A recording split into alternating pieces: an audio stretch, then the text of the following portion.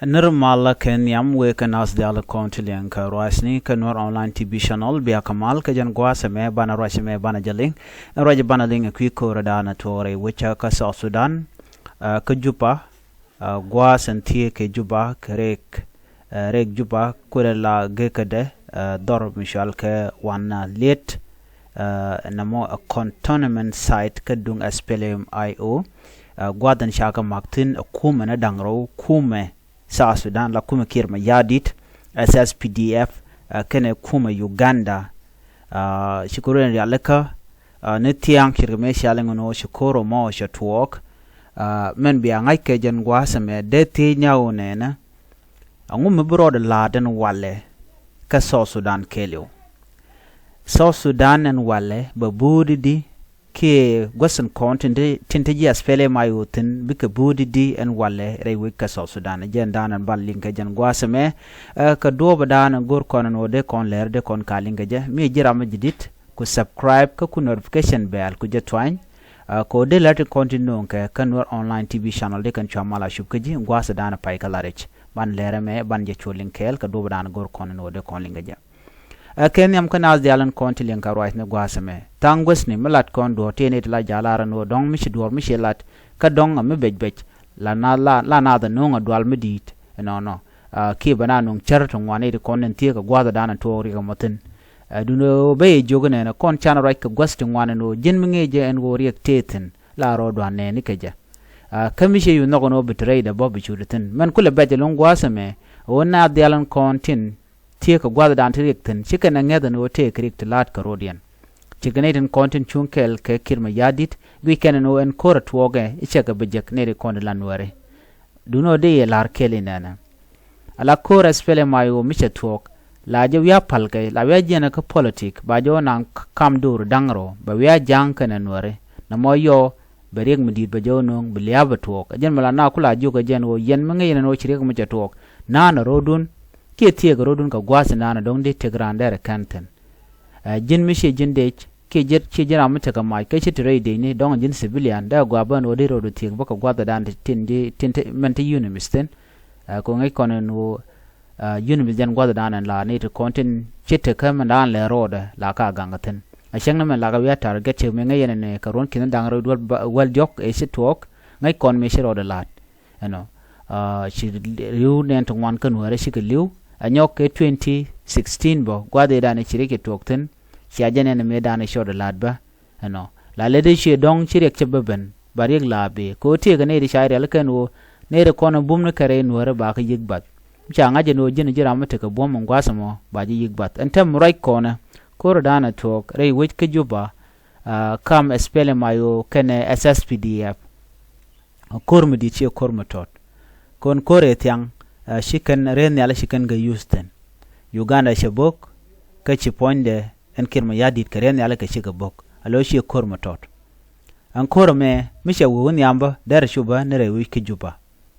a shengna malat ka jeno kirma yadit yoro yala ka kwaga dial ki she de ni che kokok titika meti ditika chemical la ngoda bala ram mo la jada ka misha won yam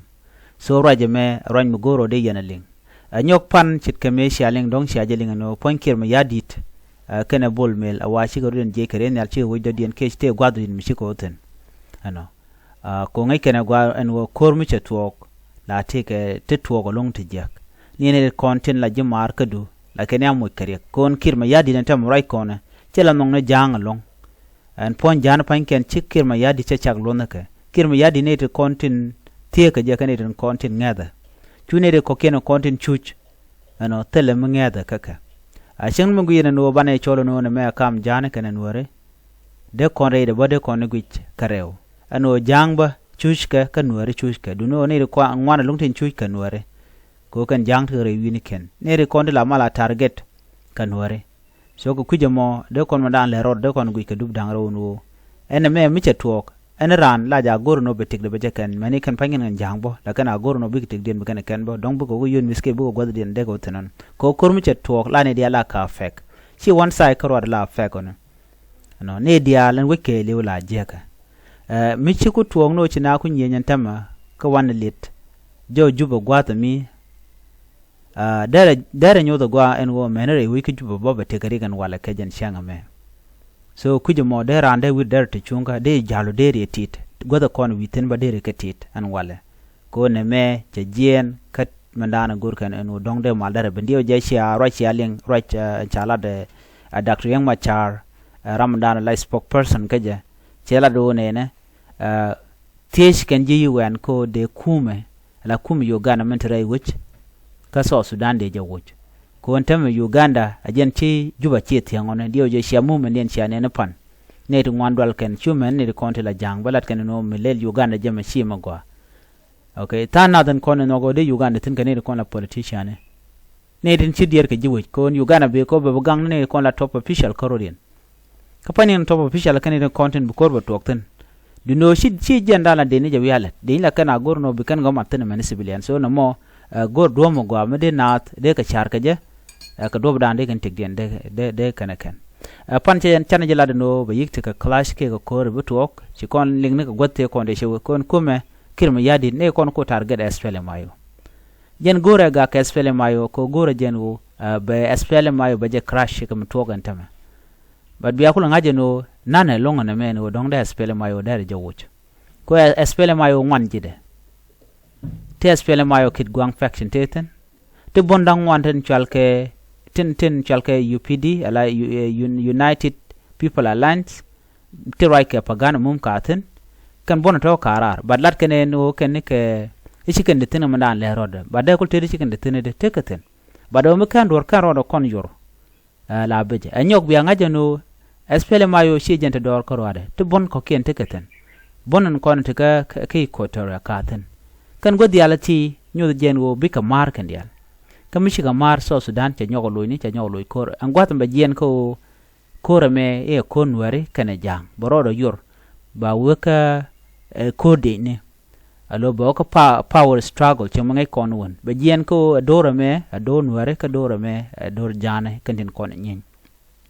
kirma yadit pola jang along ko jang dial tam ba guje ne go kanete kon nakana ke kirma yadit kan ne to kon te ka kel tega ne de ka power ga jekel tin kwajel rom yu kwam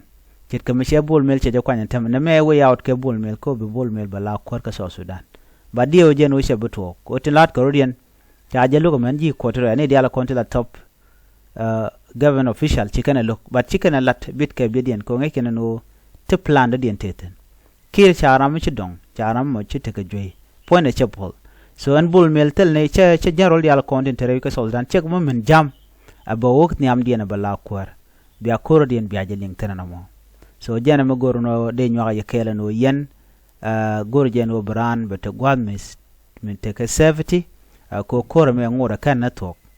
kora me pai tok ne je kora me fresh ajen changa ne mono bi SPLM IO biken bikarum kan SSPDF re which ka juba ka wona let ano ka tere ka gwada danan tie ke juba dio je chala do te 10 km ke 45 km dio je taga lon ke juba che men sha ma cha nen ka turun kon so kuje mo ngaje mandana tok bele ben ka roida dien ko koren biatemal